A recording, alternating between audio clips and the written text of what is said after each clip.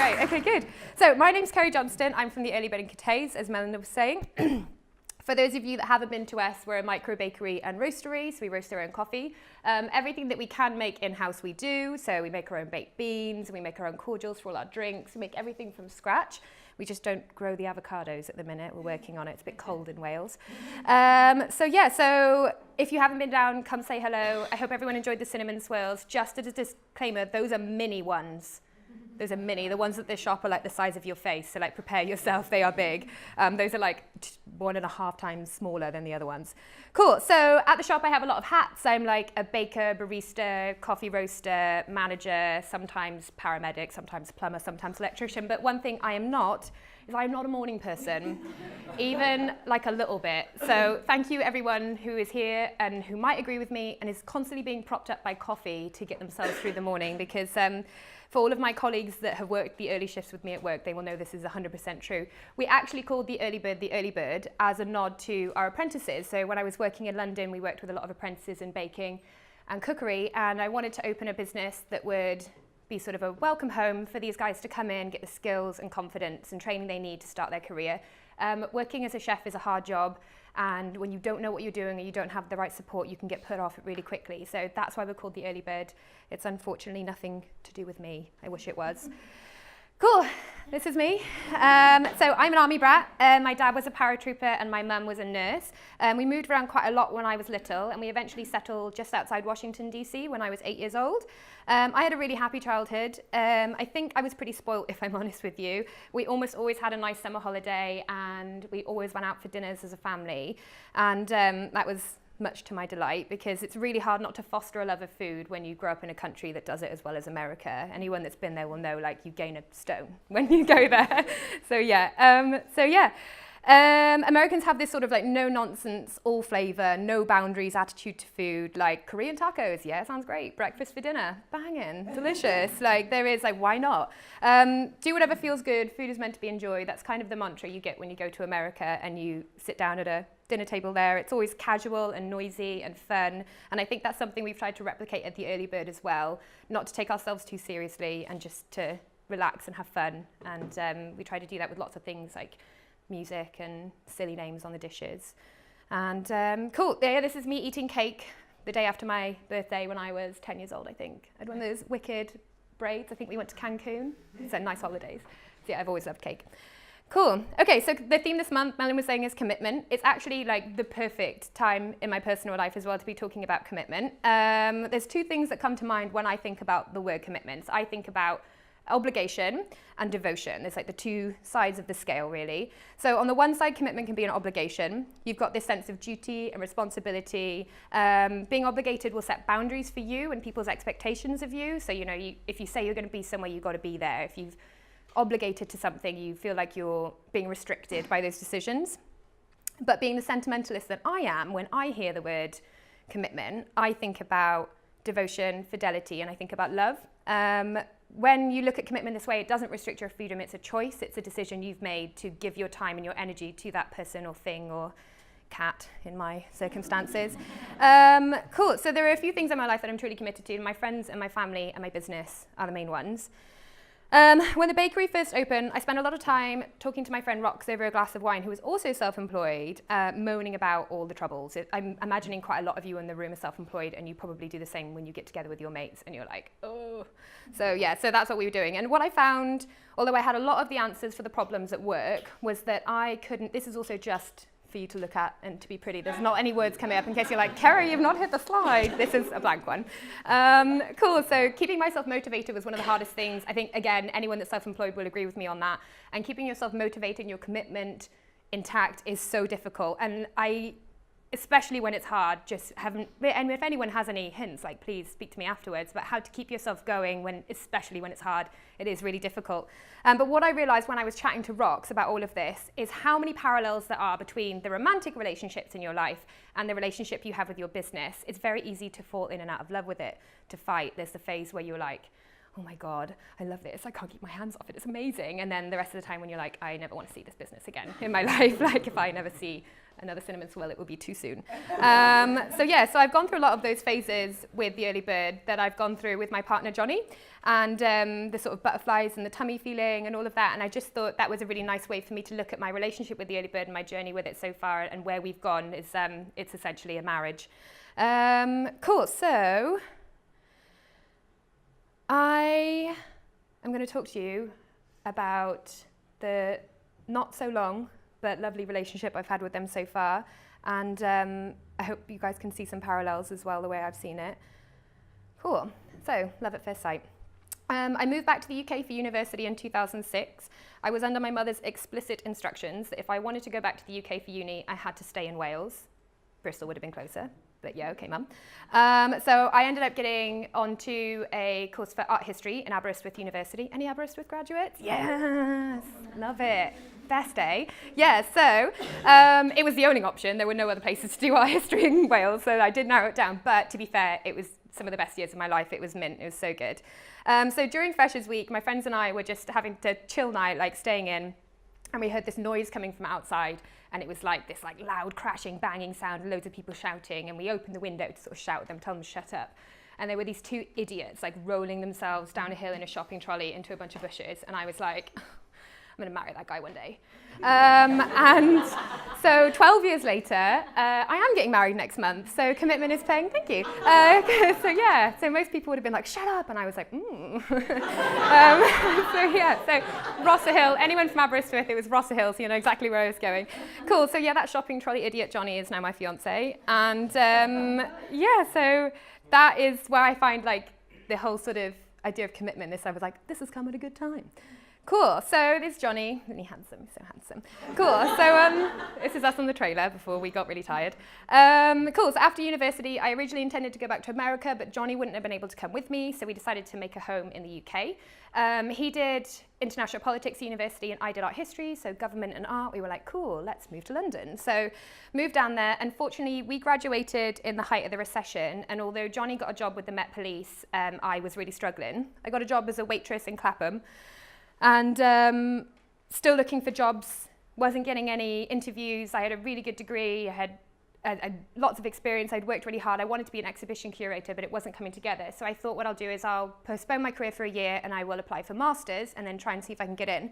I applied to the Courtauld Institute. I don't know if any of you guys know it. It is spectacular. It's in Somerset House. It is like goals, like master's goals. They only accept 80 students a year, and I did not get in.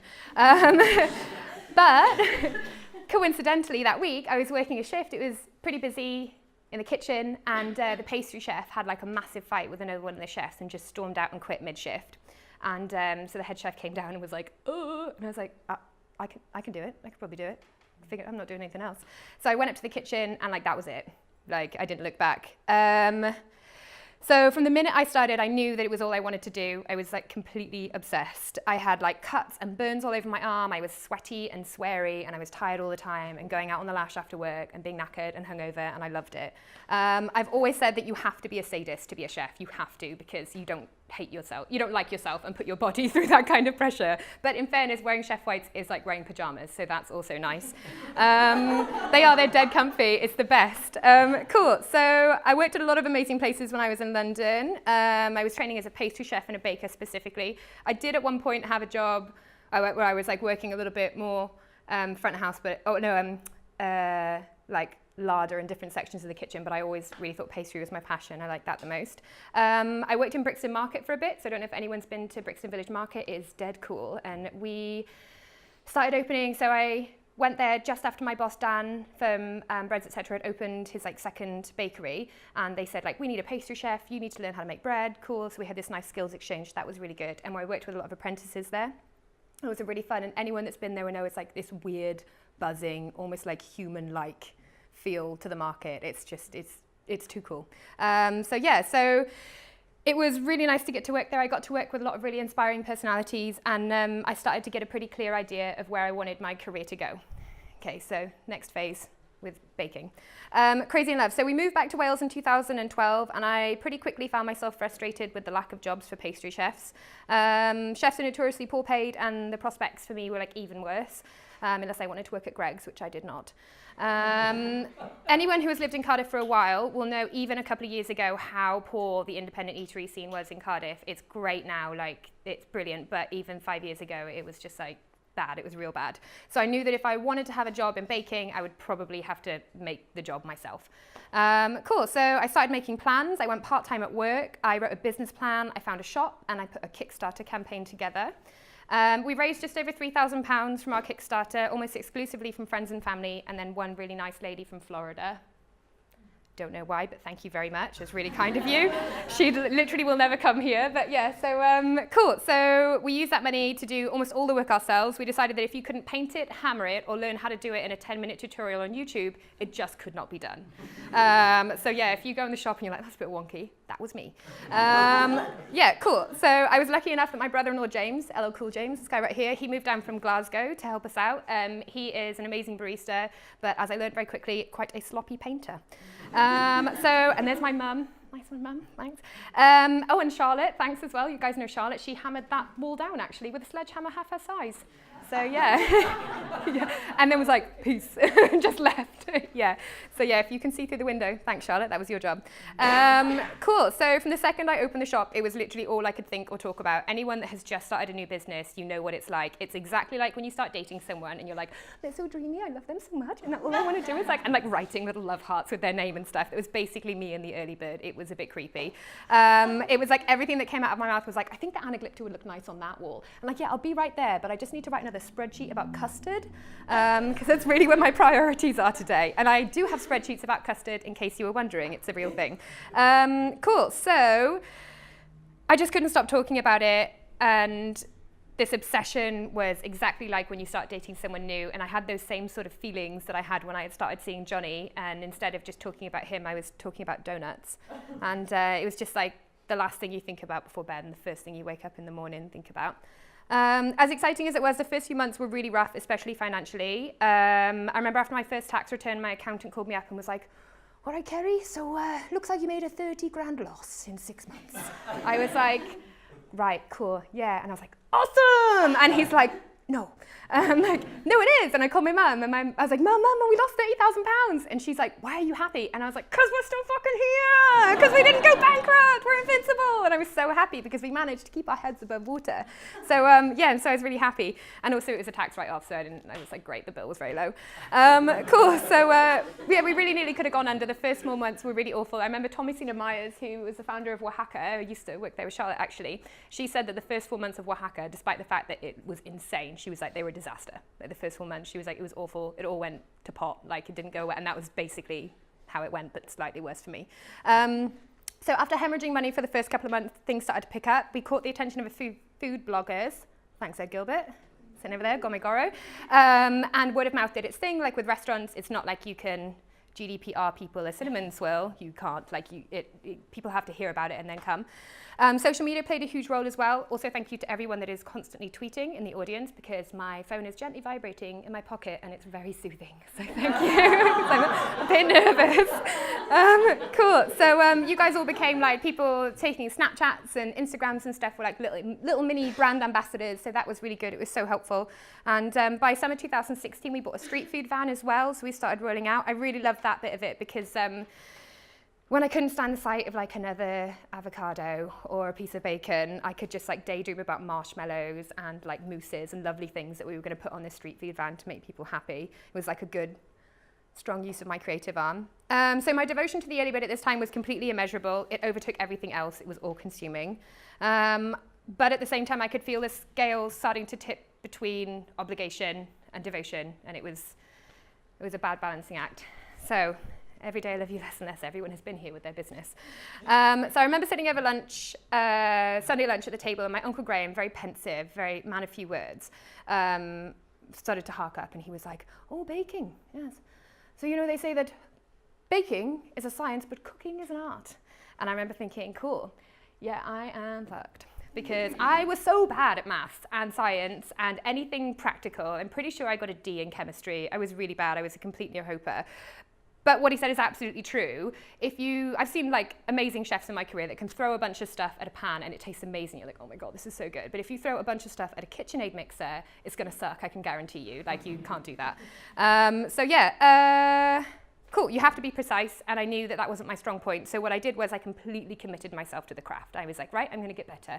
I must have made like a dozen batches of caramel before I got it right. I probably made thousands of loaves of bread. Bethany, you probably agree. Maybe 10% of them I think are perfect. Like, they're all great, guys, don't worry, edible, but like maybe 10% I think that is the perfect loaf.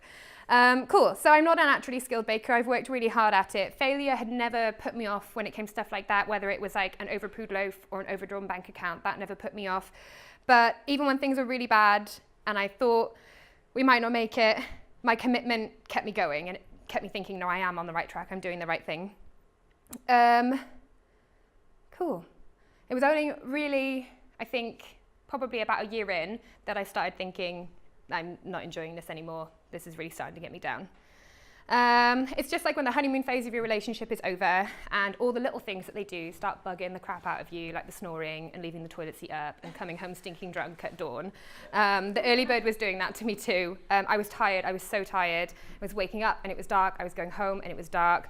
Staff kept being late, suppliers kept being late, the tills kept breaking, I was worrying about bills. I had this never ever ending to-do list and every day it only got longer with more stuff going wrong. It started wearing me down. I started feeling completely obligated and my devotion and commitment to the business was wavering. It's hard to pinpoint an exact moment where I go, this was the worst. I don't know if it's when our oven set on fire or when my manager left or when my relationship with Johnny started getting really bad because work was so stressful. What I came to the realization was that I was giving the early bird and the business a lot more than I was getting back from it, and something had to change.